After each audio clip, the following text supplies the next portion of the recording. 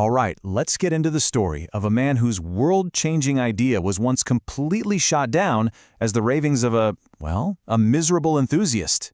It's a fantastic story about how, sometimes, the biggest, most radical ideas come from the most unlikely people you could ever imagine.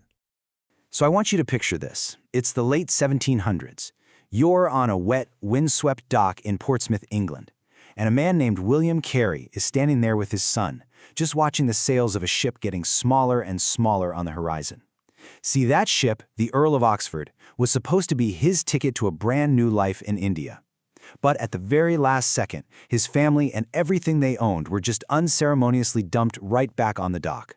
The captain got nervous, and in that one moment, it looked like a lifetime of dreaming, of planning, just vanished into thin air. And that really is the question at the heart of this whole thing. The man on that dock, he wasn't some rich guy or a powerful church official. He was a working-class shoemaker who had basically no money to his name. So how on earth did he come up with an idea so bold, so audacious, that it would eventually kickstart a global movement? To figure that out, we've got to go back. Yeah, let's rewind back to his youth, because that's really where this incredible, world-sized vision first started to take root. You know, what's so wild here is the incredible contrast. On the outside, Carey's life was about as normal as you could get.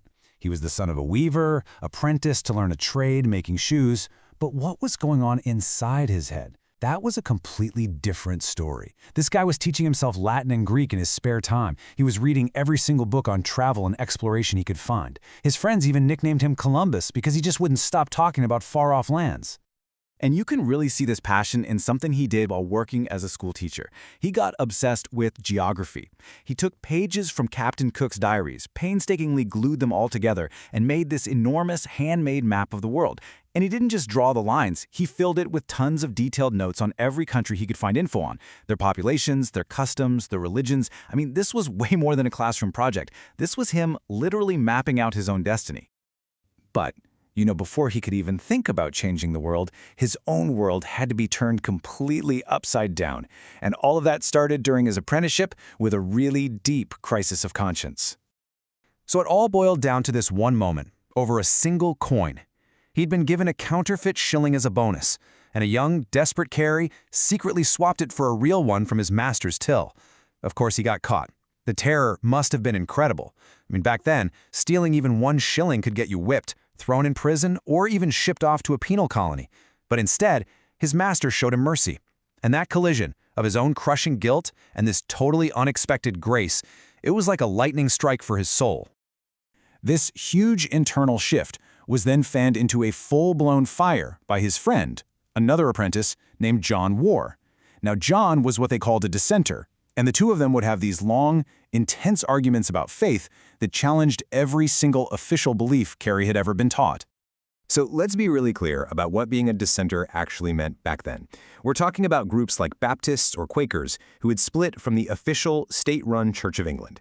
And this was not a casual choice. Being a nonconformist meant you couldn't go to universities, you couldn't hold public office, and you faced some real social punishment.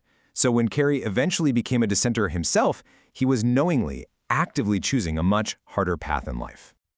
But Carey's deep convictions weren't just shaped by debates and ideas.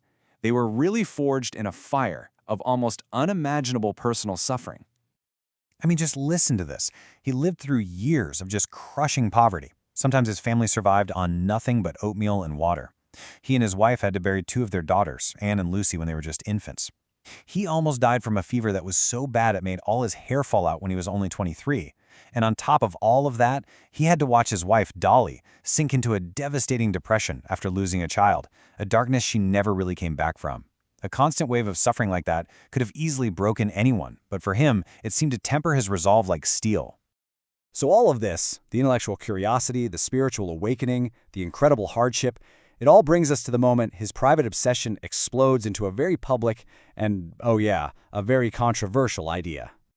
He started asking a question that, to the religious leaders of the 1780s, sounded completely out there, almost heretical.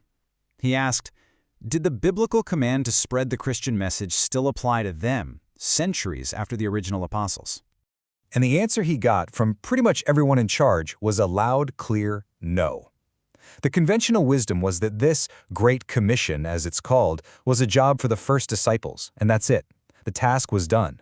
If God wanted to reach people in other countries, he'd do it in his own mysterious way. No human help required. So just imagine the scene. Carey, this young, self-taught shoemaker, stands up in a meeting of respected ministers and pitches his idea, and he's immediately shot down. A senior reverend points a finger right at him and says, "Young man, you are a miserable enthusiast for suggesting otherwise." And you have to understand, enthusiast back then didn't mean you were excited. It meant you were a fanatic, a deluded nutcase. It was just a brutal, public shutdown. But that kind of public humiliation, it didn't make him back down. Nope, it did the exact opposite. That insult, miserable enthusiast, it lit a fire under him. He realized right then that passionate speeches were not going to cut it. He had to build a case so logical, so well-researched, that it would be impossible for them to just ignore. And so his response wasn't another argument. It was a book. This short but incredibly powerful work called his Inquiry. It was really the culmination of all those years he spent with his books, learning languages, and staring at that giant handmade map of the world. And the amazing thing about this little book is just how practical and detailed it is. This was not some wild-eyed rant. It was a data-driven blueprint. He laid out the theological arguments step by step. He researched and included a whole history of past missionary efforts. He poured all that knowledge from his map into a massive survey of the entire globe. And he even included a practical, business-like plan for how to pay for the whole thing. He basically took their insult and turned it into his life's manifesto. And that's where we'll leave it, with a pretty powerful question, right?